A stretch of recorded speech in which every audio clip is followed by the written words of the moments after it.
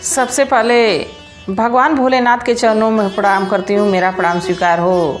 आदि शक्ति माँ भवानी गौरा के चरणों में प्रणाम करती हूँ, मेरा प्रणाम स्वीकार हो।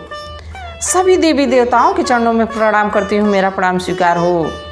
आप सभी गुरु भाई गुरु बहनों के चरणों में प्रणाम करती हूँ, मेरा प्रणाम स्वीकार हो।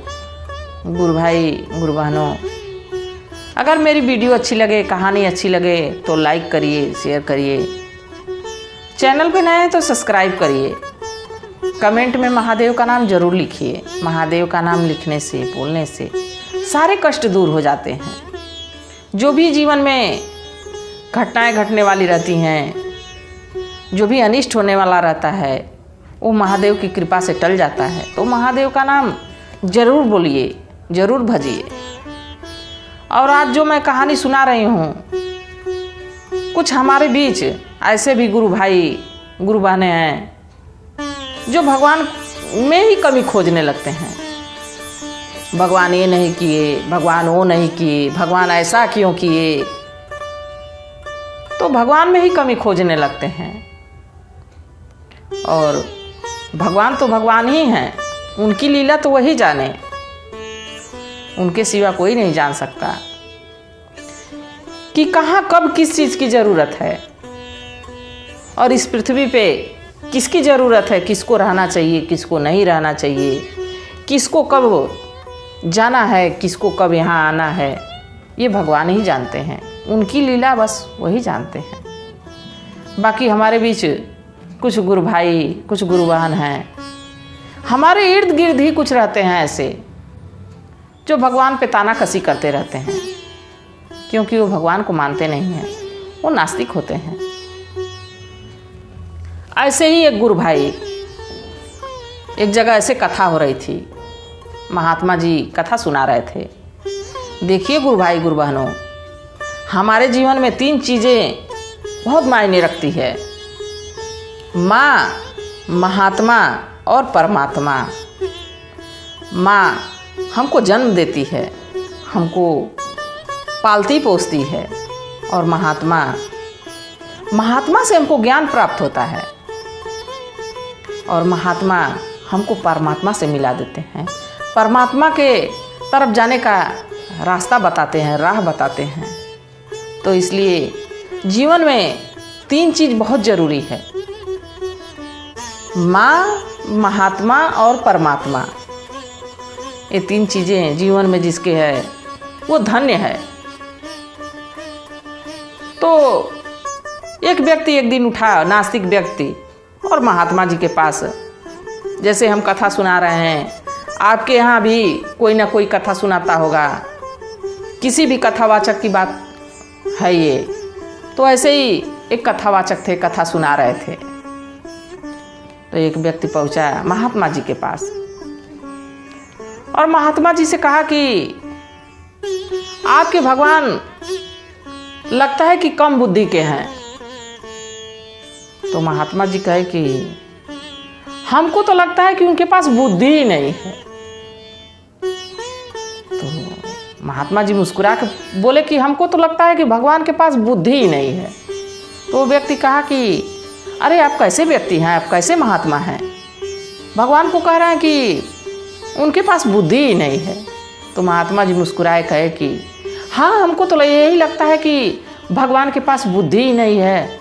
अगर जो भगवान के पास बुद्धि होती तो आप जैसा महान इंसान, आप जैसा नास्तिक व्यक्ति क्यों पैदा करते, क्यों इस धरती पे भेजते। तो व्यक्ति सोचा कि महात्मा जी हमको ऐसे कह रहे हैं।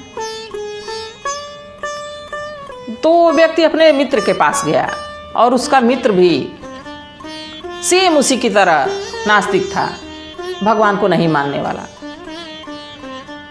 कहा कि भाई चलो हम लोग भगवान की कमियां खोजते हैं, आज हम लोग यही शोध करेंगे, यही रिसर्च करेंगे कि भगवान कौन कौन सी कमियां किए हैं इस धरती पे, उनकी क्या क्या कमियां हैं।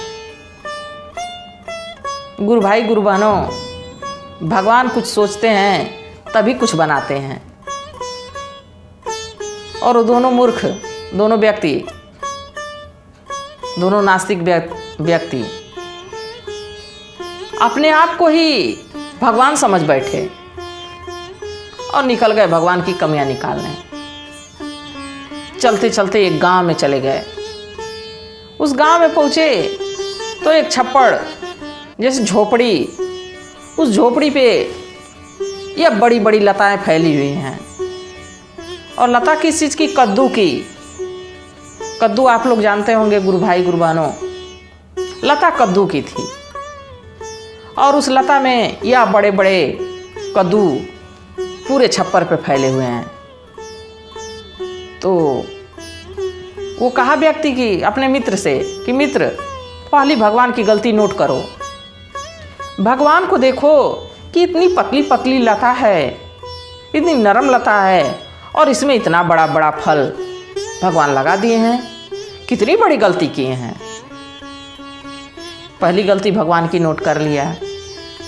फिर वहाँ से चल दिया। कुछ दूर आगे गया तो ये बगीचा पड़ा। बगीचे में ये खूब मोटा सा आम का पेड़ है और खूब बड़ा है पेड़, बहुत पुराना पेड़ था और उस पे आम के फल खूब लगे हुए थे। तो वो व्यक्ति अपने मित्र से कहा, मित्र, भगवान की दूसरी गलती नोट करो। तो कहा कि इसमें क्या गलती है, आम पे तो फल बढ़िया लगे हैं। तो कहा बढ़िया और ख़राब की बात यहाँ पे है ही नहीं है। भगवान कितनी बड़ी गलती की हैं। वहाँ देखो गांव में छप्पर पे एक पतली सी लता थी और उस लता में इतने बड़े बड़े कद्दू लगे हैं। और यहाँ देखो कितना मोटा और कितना विशाल पेड़ है और इसमें छोटा छोटा आम का फल लगा है। तो भगवान कितनी बड़ी गलती की हैं। वो जैसे अभी गलती नोट ही कर रहा है तब तक तेज से हवा का झकोरा, पवन देव तेज से बहते हैं और एक आम टूट के और उस व्यक्ति के नाक पे गिरता है। और जैसे आम नाक पे गिरता है वो अचेत होके और ज़मीन पे गिर जाता है। उसका मित्र हवा पंखा करता है और उसको उठाने की कोशिश करता है। कुछ 10 मिनट में जब उसकी आँख खुलती है, देखिए गुरु भाई गुरु बहनों, प्रभु की गलती निकालने चले थे और खुद अचेत होके जमीन पे गिर पड़े। जैसे उनको थोड़ी सी सांस आई, थोड़ा सा होश आया, तो मित्र कहता है, अरे मित्र, एक छोटा सा आम गिरा तुम अचेत हो गए। तो कहा, भाई जो भी भगवान की गलती लिखे उसको काट दो, ये भगवान की गलती नहीं है। तो दूसरा मित्र कहा कि अभी तो तुम गलतियाँ पे गलतियाँ भगवान की गिना रहे थे, अब क्या हुआ, अब क्या हो गया तुमको कि कह रहे हो काट दो गलती। तो कहा कि प्रभु ठीक ही करते हैं। देखिए उसको वहीं से ज्ञान मिलना था, वहीं से भगवान के प्रति निष्ठा बढ़नी थी। कहा कि अगर जो भगवान ऐसा नहीं करते, अगर जो मान लो वो कद्दू का फल अगर जो इस आम के पेड़ पे रहता और वो टूट के गिरता, तो अभी तो मैं 10 मिनट के लिए अचेत हुआ हूँ। अगर जो कद्दू का फल मेरे नाक पे गिर गया होता मित्र, तो मैं तो धरती से उठ जाता। तो प्रभु सोच समझ के ही सब कुछ बनाते हैं। वो तो छप्पर पे कद्दू का फल लगा हुआ था, वो कितना ही हवा आए, कितना ही आंधी आए, वो गिरेगा नहीं, टूटेगा नहीं, क्योंकि उसकी लताएं नरम नरम थीं। और यहाँ पे कड़ी डंठल और छोटे छोटे फल, जैसे झकोरा आया वैसे टूट के गिर गया। अगर जो इसी जगह पे वो कद्दू का फल रहता और गिरता तो क्या होता मित्र। तो मित्र की भी आंखें खुल गई और उसकी भी आंखें खुल गई कि महात्मा जी सही कह रहे थे कि जो भगवान करते हैं वो सब अच्छे के लिए करते हैं, भले के लिए करते हैं। तो गुरु भाई गुरु बहनों, जैसे उनको प्रभु के प्रति, भगवान के प्रति निष्ठा जगी, विश्वास हुआ, भरोसा हुआ, वैसे सबको भगवान पे भरोसा करना चाहिए कि भगवान जो करते हैं वो अच्छे के लिए करते हैं। अगर जो जिस चीज़ पे फूल की ज़रूरत है वहाँ पे भगवान फूल उगाते हैं। जहाँ पे फल की ज़रूरत है वहाँ पे फल उगाते हैं। जहाँ पे जिस व्यक्ति की ज़रूरत है वो व्यक्ति उपस्थित होता है, और जहाँ पे उस व्यक्ति की आवश्यकता ख़त्म हो जाती है उसको भगवान लेके चले जाते हैं। तो उनका कार्य जैसा है वो सही करते हैं। पर हम मनुष्य, हमारी सोच ऐसी है कि हम प्रभु पे क्लेम लगाते रहते हैं। तो ऐसा नहीं करना चाहिए। ऐसा करने से भगवान का अपमान होता है, महादेव का अपमान होता है। तो महादेव का अपमान ना करें, भगवान का अपमान ना करें, भगवान के प्रति विश्वास भरोसा बनाएं। इसी के साथ कहानी कैसी थी ज़रूर बताइएगा। हर हर महादेव।